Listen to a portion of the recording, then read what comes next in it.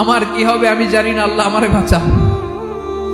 প্রতিটি নবী বলবে নফসি নফসি, আল্লাহ তুমি আমারে বাঁচাও, আমারে বাঁচাও। বিশ্ব নবী মাথা তুলবেন, তুলে বলবেন রব্বি হাবলি উম্মতি, আল্লাহ তুমি আমার গুনাহগার উম্মতকে বাঁচাও।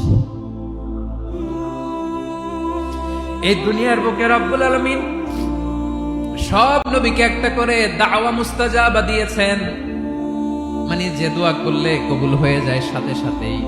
দাও বিহা, দুনিয়ার সব নবীরা ওই দোয়াটা দুনিয়ায় করে ফেলেছে।